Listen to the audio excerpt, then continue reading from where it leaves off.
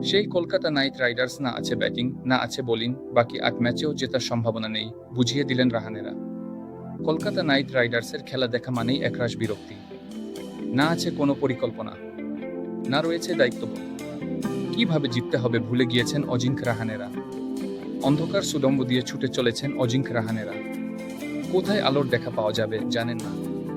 এক বা দুজন ভালো খেললে যে ম্যাচ জেতা যায় না, সেটা ম্যাচের পর ম্যাচে দেখা যাচ্ছে। প্রতিটি ম্যাচে প্রতিপক্ষকে 2 পয়েন্ট দেওয়ার জন্য নামছে কেকেআর। এবার গুজরাট টাইটান্সের কাছে হারল তারা। বাকি ৮ ম্যাচেও যে তাদের জেতার সম্ভাবনা নেই তা এই ম্যাচেই বোঝা গেল। আইপিএলে সবচেয়ে লজ্জার মরশুমের সাক্ষী থাকতে চলেছেন কেকেআর সমর্থকেরা। চলতি মরশুমে 6 ম্যাচের মধ্যে 5টিতে হারল কেকেআর। একটি ম্যাচ ভেস্তে যায়, নইলে সেটিতেও হারতে হতো। প্রথমে ব্যাট করে 20 ওভারে 100 রান করে অল আউট হয়ে যায় কেকেআর। চলতি আইপিএলে প্রথম ম্যাচে রান করলেন ক্যামেরন গ্রিন। তার 55 বলে 79 রান কাজে এল না। গ্রিনের রানে ফেরাটাই কেকেআরের কাছে একমাত্র ইতিবাচক বিষয়, তবে তাতে লাভ হলো না।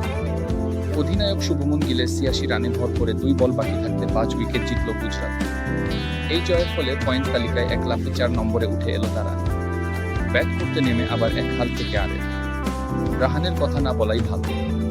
মোহাম্মদ সিরাজের প্রথম বলটাই বোডলকের বাউন্ডুলে ছেলের মতো উড়িয়ে দেওয়ার চেষ্টা করেছিলেন। 0 রানে আউট হয়ে ফিরলেন।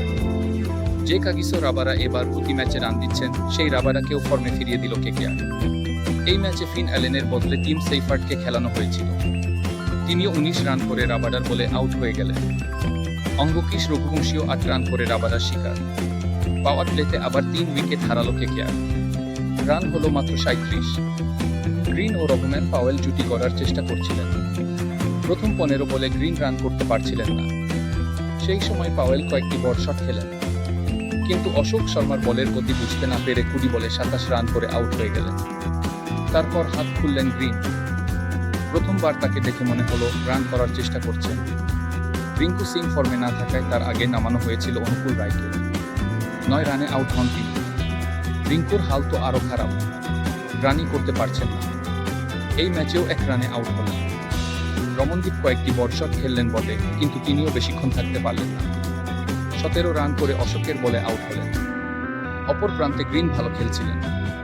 একটা সময় দলের রান রেট ওভার প্রতি 10 রান ছিল। একটু বুদ্ধি করে খেললে 200 রানের বেশি করতে পারত কেকেআর। সেই সময় বাকিদের উচিত ছিল সিঙ্গেল নিয়ে গ্রিনকে স্ট্রাইক দেওয়া।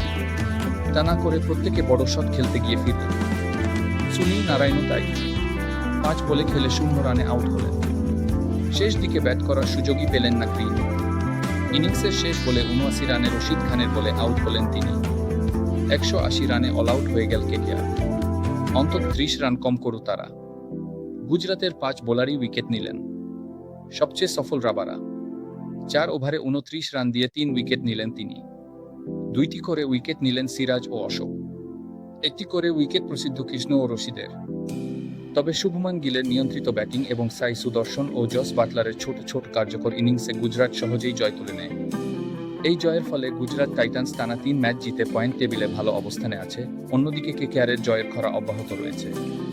এমন ক্রিকেট রিলেটেড ভিডিও পেতে হলে এই চ্যানেলটিকে লাইক, শেয়ার, সাবস্ক্রাইব করে পাশে থাকবেন। আপনারা পাশে থাকলে আমি আরও এমন ভিডিও করতে সক্ষম হব। ভিডিওটি দেখার জন্য অসংখ্য ধন্যবাদ। দেখা হচ্ছে পরবর্তী ম্যাচে।